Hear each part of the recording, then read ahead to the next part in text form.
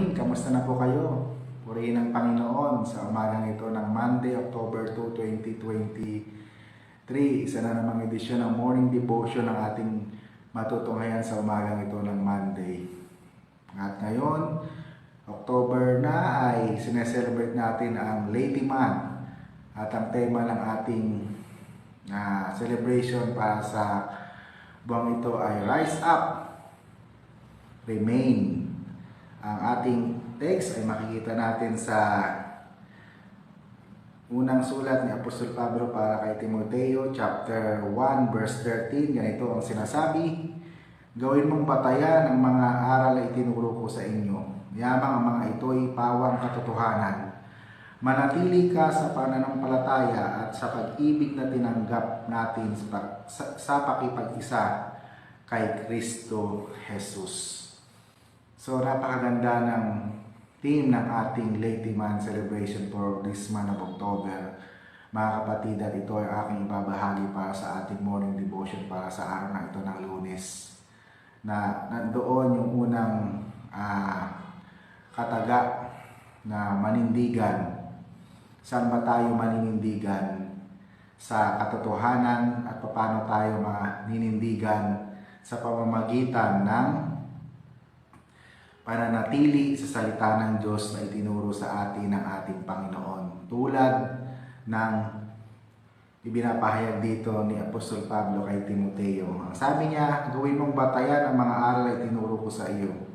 Yamang ang mga ito'y pawang katotohanan. So, kinakailangan ay manindigan tayo sa katotohanan.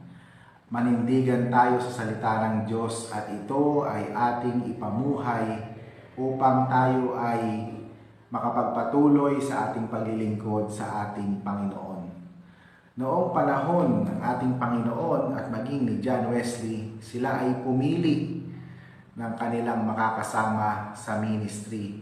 At ito ay walang iba kundi ang mga laiko na maging sa ating kapanahunan ay nakakasama natin sa ministry.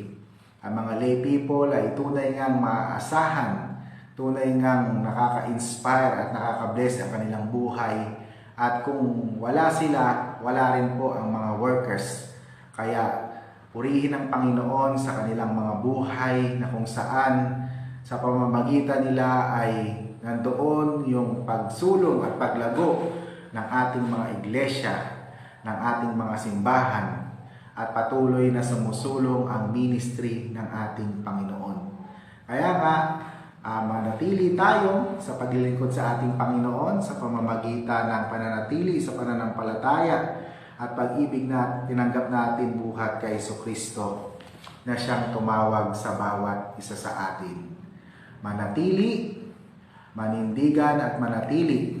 Ito ang mensahe ng ating Panginoon sa umagang ito ng Monday para sa ating morning devotion. At pinili tayo, tinawag tayo ng Panginoon, hindi lamang ang mga pastor, kundi maging ang mga laiko para maging kabalikat, katuwang, kasama sa paglilingkod sa ating Panginoon. At yun ang maganda sa atin sa United Methodist Church ay hindi lamang ang mga workers, kundi maging ang mga laiko ay kabalikat sa paglilingkod sa ating Panginoon. Sige po, tayo pa ay dumako sa ating panalanginan. Let us pray.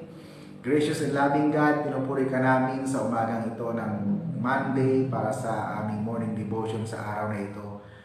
Thank you po dahil malinaw ang iyong kapahayagan sa bawat isa sa amin na kami ay manindigan sa katotohanan at manatili sa iyong presensya upang kami ay makapagpatuloy sa paglilingkod namin, Panginoon. Salamat po dahil ngayong buwan ng October ay sineselebrate namin ang Lady Man na kung saan ang mga laiko ng aming iglesia ay kabahagi sa aming paglilingkod sa ministry ng Panginoon na kung saan maging sila man ay binigyan mo ng opportunity para makapaglingkod sa iyo. Pagpalain niyo po sila, gamitin niyo po sila, at nawa magpatuloy ang harmonious relationship ng mga workers at ganoon din po ang mga lay people upang makapagpatuloy ang iyong ministry dito po sa lupa. Bless niyo po ang lahat ng mga nakikinig sa umagang ito at nanonood. Ano man po ang panalangin ng kanilang puso, ipagkaloob niyo po sa kanila. Yung ba humihingi ng magandang kalusugan, pagalingin niyo po sila. Yung ba humihingi ng blessing, pagpalain niyo po sila. Yung mga iba marahil papasok sa tanggapan, opisina, paaralan na kanilang kinabibilangan, ingatan at samahan po sila. At nawa maging successful ang aming buong maghapon sa umagang ito, sa araw na ito ng Lunes. Salamat po, dakilang Diyos. Ito po ang aming panalangin sa pangalan ni Jesus na aming Panginoon. Amen. At ayan, natapos na naman tayo para sa isa na namang edisyon ng morning devotion para sa araw na ito ng Monday. Pagpalain po kayo ng Panginoon. Salamat po sa inyong pakikibahagi. Magkita-kita po tayo sa susunod. Ang ating po morning devotion ay natutunghayan every Monday, Wednesday, and Friday, 7 a.m. At patuloy niyo pong suportahan, panalangin, at higit sa lahat, isabuhay lahat ng mga natututunan ninyo, lahat ng napakikinggan ninyo para sa kapurihan at kadakilaan ng ating Panginoon. Mula po dito sa Crossroad United Methodist Church, ito po ang inyong lingkod, Pastor Moses, na nagsasabing, ang Diyos ay mabuti noon, ngayon at sa hinaharap. Hanggang sa muli, paalam!